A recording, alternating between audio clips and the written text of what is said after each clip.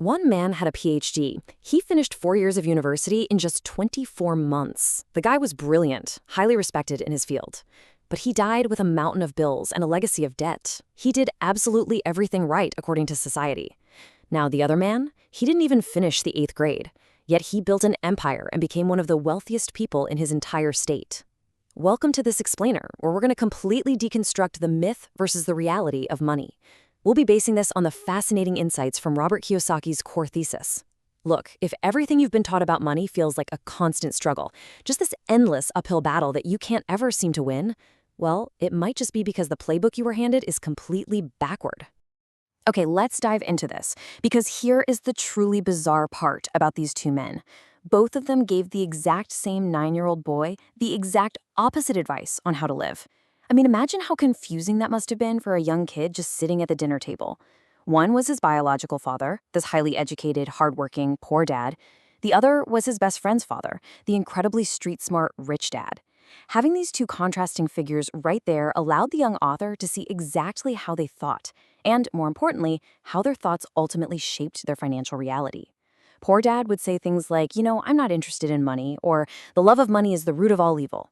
Rich dad, however, was totally different. He said, money is power, and the lack of money is the root of all evil. We're going to explore the massive chasm between these two mindsets and how you can actually shift yours. So, we've all been sold the exact same master plan, right? Study hard, get good grades, find a safe, secure job with great benefits. It sounds super responsible, but here is what most people never realize. That plan was designed for a world that literally does not exist anymore. It's basically an artifact of the industrial age. Getting a good education just doesn't guarantee financial success or stability today.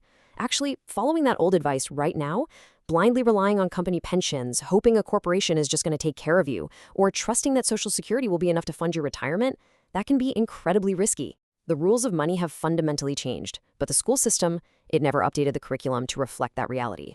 And that brings us to what's essentially an invisible cage. Think about it. In school, we're heavily trained in scholastic and professional skills. We learn how to become excellent doctors, brilliant engineers, or meticulous accountants, so we can enter the workforce and, trade our time for a paycheck. But financial literacy? It's completely absent from the curriculum. Zero. We learn how to work for money, but we never actually learn how to make money work for us. And because of this massive blind spot, millions of brilliant, highly educated people end up trapped in a financial cage they can't even see. They know exactly how to earn a massive salary, but they have absolutely no idea what to do with that money once it hits their bank account. Now, what's really interesting about this slide is this brutal, endless cycle that Rich Dad calls the rat race. It's a set pattern that silently just consumes your life. You get up, go to work, pay bills, repeat. Just think for a second about the emotional weight of that alarm clock going off every single morning, tying you to a desk just to survive. And here is the real trap of the rat race. As your income goes up, your spending goes up right along with it. It's called lifestyle creep, and it's relentless. You get a raise, so you buy a bigger house, maybe a nicer car, and suddenly you take on even more credit card debt. You're endlessly chasing a bigger carrot, terrified of losing your job, without realizing that being wealthy has absolutely nothing to do with how much you make. It's entirely about how much you keep. Let's break down who you're actually working for when you're stuck in this rat race, because it's not you. First, you're working for the company owner. Your late nights, your stress, your success, that's exactly what makes the shareholders and the executives richer. Second, you work for the government. Most people work from January all the way to May just to pay the government. Happy tax season, right? And third, you work for the bank. Every single month, a massive chunk of your paycheck goes straight to paying off your mortgage, your car loan, and your credit cards. You end up spending your entire life working incredibly hard for absolutely everyone except yourself, leaving your own personal financial columns completely empty. Which brings us to rule number 1. It's the golden rule that changes absolutely everything. And it's exactly how you break out of that cycle. Rich Dad kept it agonizingly simple for 2 9-year-old boys. An asset is something that puts money into your pocket. Period. That's it. You don't need a master's degree in accounting or some fancy Wall Street background to understand it. The rich become rich because they spend their entire lives acquiring true assets. Things that literally drop cash into your bank account while you sleep. Whether it's dividend-paying stocks, rental properties generating monthly income, or royalties from intellectual property, a true asset works entirely independently of your physical labor. Conversely, a liability is something that takes money out of your pocket.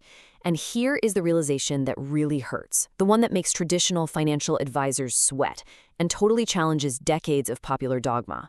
What most middle-class people think is their biggest asset, their home, is actually a massive liability. Now, I know that is super hard to hear, but just look at the math.